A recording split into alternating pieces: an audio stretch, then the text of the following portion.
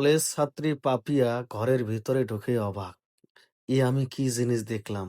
মানে সে কখনো কল্পনাও করতে পারেনি যে বাড়িতে এসে নিজের ঘরেই এরকম একটি জিনিস দেখবে।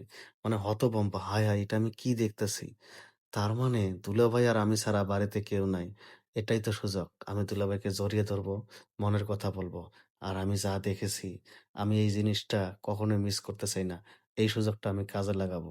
এখন দেখেন, সে আস্তে, আস্তে করে হলরুমের দিকে যাচ্ছে এবং তার হাতে যে ট্রলি ব্যাগটা সাইড করে রেখে এখন দেখতেছে বাড়ির ভেতরে কেউ আছে কিনা। দেখেন, সে কিন্তু কলেজ পড়ুয়া ছাত্রী। হয়তো কলেজের ভিতরে অনেক দুষ্ট বন্ধু-বান্ধবের সাথে অনেক কথা শেয়ার করেছে।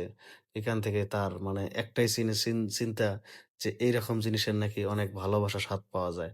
এখন দেখেন সে বলতেছে তার মানে দুলাভাই আর আমি ছাড়া আর কেউ নাই। দুলাভাই দাঁড়ান আমি আসতেছি। এখন দেখেন সে সব দিকে চেক দিলে কেউ নাই। এখন বাড়ির বাইরেও দেখতেছে যে বাড়ির বাইরেও আছে কেউ। দেখতেছে না, না কেউ নাই। এখন সে মেইন দরজাটা লাগিয়ে দিয়ে সে অনেক খুশি। কারণ কল্পনাও করতে পারবেন না যে সে তার দুলাভাইয়ের সাথে কি, কি করবে।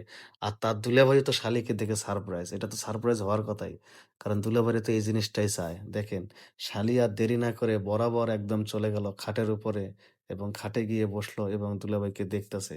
এতক্ষণ যে জিনিসটা সে দূর থেকে দেখতেছে আর এখন কাছাকাছি। সে এদিকে ওদিকে ভালোভাবে তাকালো, দেখলো কেউ আছে কিনা। সাহস করে দুলাভাইকে ধরবে, কিন্তু সে সাহস পাচ্ছে না। আর দুলাভাই যখন দেখবে যে শালি তাকে ধরে ফেলেছে, আর দুলাভাইয়ের যে মানে রিঅ্যাকশনটা অবাক হয়ে যাবেন। সে সারপ্রাইজ কত বড় একটা পাবে। দেখে নেন শালি কি করবে আর বুঝে উঠে না পেয়ে খুব সাহস করে দুলাভাইকে ধরতে যায়। এখন দেখেন দুলাভাইয়ের ঘুম ভেঙে গেছে, তখন দুলাভাই লাফ দিয়ে উঠেছে। "কি ব্যাপার? তুমি কখন আসলা?" বলল, "এই তো আমি আসলাম। শোনেন, এত কথা বাদ। আমি কখন আইছি, কিভাবে আইছি পরে বলবো।" এই কথা বলে যখন আবার জড়িয়ে ধরতে গিয়েছে, তখন দুলাভাই সরিয়ে দিচ্ছে। "আরে আমার মাথা নষ্ট! তুমি এই জায়গার ভিতরে আইছো, যদি কেউ দেখে তখন কি হবে?" তখন এখন দেখেন তার শালি বলতেছে, "আরে কেউ তো দেখবে না, কেউ বাড়িতে নাই। আমি ফুল বাড়ি চেক দিছি, চিন্তা করেন। আব্বা আম্মা কেউ নাই, শুধু আপনি আর আমি ছাড়া। দেখলাম তো আপাও নাই, আপারে মনে হয় ছাইরে আইছেন না? খুব ভালো হইছে। আপা ছাড়া আইছেন, খুব ভালো হইছে দুলাভাই। এখন আর কথা কইেন না, আসেন।" এখন তার দুলাভাই বলতেছে, "শোনো, আমি কল্পনাও করতে পারিনি যে তোমার মন মানসিকতা এত নিচ, হ্যাঁ? এই তুমি কলেজে লেখাপড়া করতেছো ভালো কথা। যত লেখাপড়া করবা তত তোমার জ্ঞান বুদ্ধি হবে। আর তুমি দেখি দিন, দিন অধঃপতনে যাচ্ছ, হ্যাঁ? তুমি কি মনে করছো? তোমার দুলাভাইর ক্যারেক্টার খারাপ? তোমার দুলাভাই চরিত্রহীন? যাও আমার রুম থেকে।" তখন রুম থেকে বের করে দিচ্ছে।